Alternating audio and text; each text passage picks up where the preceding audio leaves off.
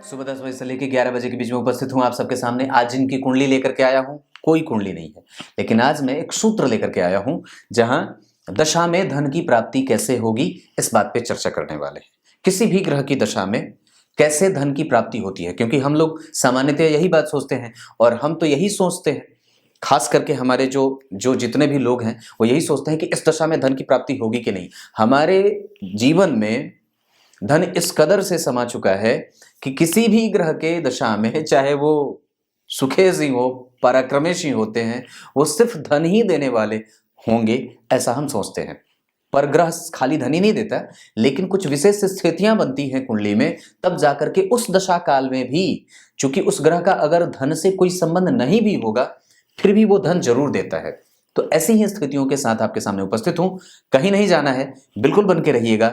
एक बड़ी गंभीर बात बताता हूं, बताऊं? जिस व्यक्ति के जीवन में, जैसे वेद शास्त्रों में एक बात आती है, आचारहीनम न पुनन्ति वेदाः। मतलब कि जिस व्यक्ति के जीवन में आचारहीनता की स्थिति बनती जाती है, विचार शून्यता की स्थिति बनती जाती है, मतलब वो धर्म को, अध्यात्म को, पुराणों को, वेदों को अपने जीवन में स्थान नहीं देता है, उसके द्वारा किए गए किसी भी कर्म का फल इस जन्म में तो चलो नहीं मिलता, अगले जन्म में भी नहीं मिलता है। इस वजह से जीवन में शौचाचार का जो नियम है, वेदों के आधार पर जो कर्म बताए गए हैं, उनके अनुरूप ही हमें कर्म करना चाहिए।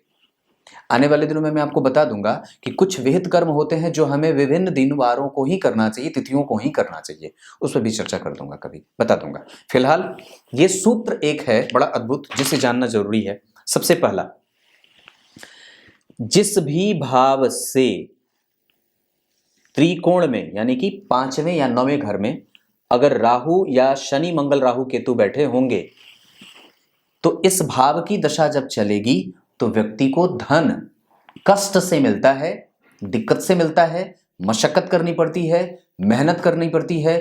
पिता से कष्ट हो सकता है, पुत्र से कष्ट हो सकता है, विचार गलत बन सकते हैं, धर्म की हानि हो सकती है, अर्थ की हानि हो सकती है, अध्यात्म की हानि हो सकती है। ये किसी भी भाव के लिए देखा जाएगा। इस भाव में अगर मान लीजिए आपकी कुंडली में शनि की दशा चल रही है, तो शनि यहां मान लीजिए अगर यहां की राशि बनती है, यहां पे बनी है, इस भाव से 5वें या इस भाव से 9वें देखना है। अगर कोई पापक ग्रह बैठा है, जैसे इस भाव के बारे में मैंने कही, ये बात यहां भी लागू होगी। अगर इस भाव से 9वें बैठे हैं पापक ग्रह, यानी कि त्रिकोण में या जन्म कुंडली में किसी भी भाव की राशि एक्टिव है या जो ग्रह की दशा चल रही है, उस भाव से 9वें और 5वें में अगर पापक ग्रह बैठे होंगे तो धन की हानि होती है। ये पहला सूत्र था। दूसरा,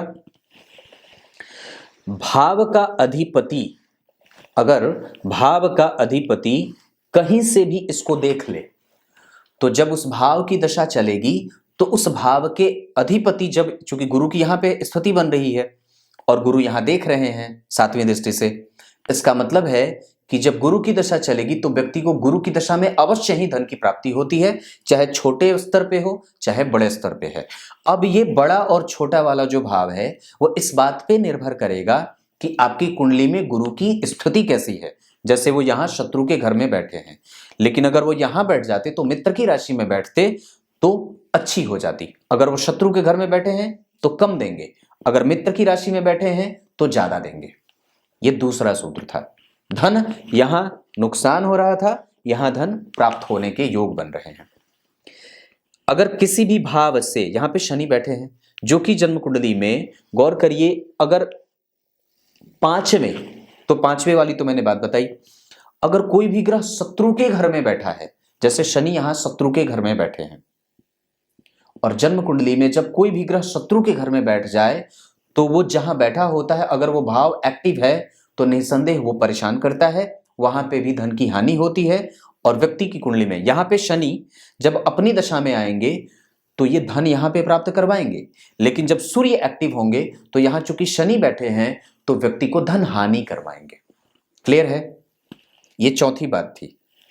पहली ये, दूसरी ये, तीसरी ये, तीसरा सूत्र ये था। चौथा, जन्म कुंडली में अगर कहीं से भी, जो स्थिति मैं बता रहा हूं उसको ध्यान से समझिए इधर देख करके, अगर कहीं से भी चंद्रमा की स्थिति जिस भी भाव से केंद्र में होती हो, जैसे चंद्रमा इस भाव से केंद्र में है, या चंद्रमा या किस भी भाव से जन्म कुंडली में चंद्रमा अगर केंद्र में हो, या कोई भी शुभग्रह केंद्र में बैठा हो, या नवें पांचवें अगर कोई शुभग्रह बैठा, जैसे अगर चंद्रमा को हम देखते हैं तो इस भाव से केंद्र में जा रहे हैं या इस भाव से केंद्र में जा रहे हैं, चौथे और सातवें केंद्र का संबंध कहा जाता है।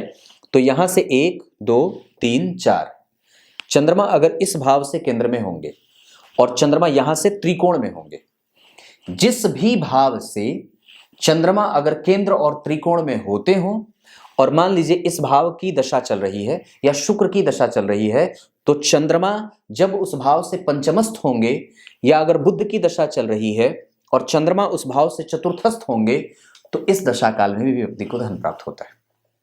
इस दशा काल में भी व्यक्ति अवश्य ही धन की प्राप्ति करेगा। अब ज्यादा या कम इस बात पर निर्भर करेगा कि इन दोनों भावों के अधिपति कैसे हैं और चंद्रमा की स्थिति कैसी है। क्लियर है? ये यहां तक कि चौथी सूत्र की बात, मैंने चौथा सूत्र ये था, अगर कोई भी ग्रह जन्म कुंडली में उच्च का बैठा हो और केंद्र में बैठा हो और उससे त्रिकोण में या केंद्र में, ध्यान से समझिए, कोई भी ग्रह उच्च का बैठा हो, मंगल मकर राशि में उच्च के होते हैं, और अगर शनि की दशा चलेगी या मंगल की दशा चलेगी, तो मंगल की दशा में भी व्यक्ति को धन की प्राप्ति होगी। अगर उससे पंचमस्थ चंद्रमा बैठे हो या उससे केंद्र में कोई और अन्य शुभग्रह बैठा हो, या अगर यहां के अधिपति उच्च के होकर के बैठे हो, तो भी धन अवश्य प्राप्त होगा, तो भी धन अवश्य प्राप्त होगा। ये बात पक्की है। मतलब ये इतने सूत्र जन्म कुंडली में अगर लागू हो तो निस्संदेह व्यक्ति को धन प्राप्त हो जाता है। साथ ही साथ जिस भाव का अधिपति अपने भाव से छठवें या आठवें बैठा हो, तो उस दशा काल में धन की हानि होती है। जैसे पंचम भाव के अधिपति सूर्य को मैंने आठवें बिठाया है, इसका मतलब यह होता है कि अब जन्म कुंडली में जब भी सूर्य की दशा आएगी तो व्यक्ति को धन की हानि करा सकती है। यानी कि व्यक्ति की कुंडली में जब जहां के भी वो अधिपति हैं, अगर अपने भाव से आठवें या छठवें बैठे होंगे गिनने पर, तो सूर्य को यहां बैठना था, तो बैठे कहां हैं? 1 2 3 4 5 6 7 8। इसका मतलब है मैंने सूर्य को इसलिए ही यहां से आठवें बिठाया है ताकि आपको ये बात समझा सकूं कि जिस भी भाव की दशा चल रही है या जिस भी ग्रह की दशा चल रही है, अगर वो ग्रह अपने भाव से छठवें या आठवें बैठा हो तो धन की हानि करा सकता है। वो किसी भी तरीके से व्यक्ति के जीवन में हानि का कारण सिद्ध हो सकता है। मतलब धन की प्राप्ति और धन की हानि ऐसे भी देखा जाता है। कुछ इसी तरीके से आज के कार्यक्रम का समापन करते हैं। तब तक के लिए इजाजत दीजिए। कल एक बार फिर से उपस्थित होंगे। शाम वाला कार्यक्रम देखना मत भूलिएगा और अंतिम तक देखिएगा। तब तक के लिए बहुत बहुत नमस्कार।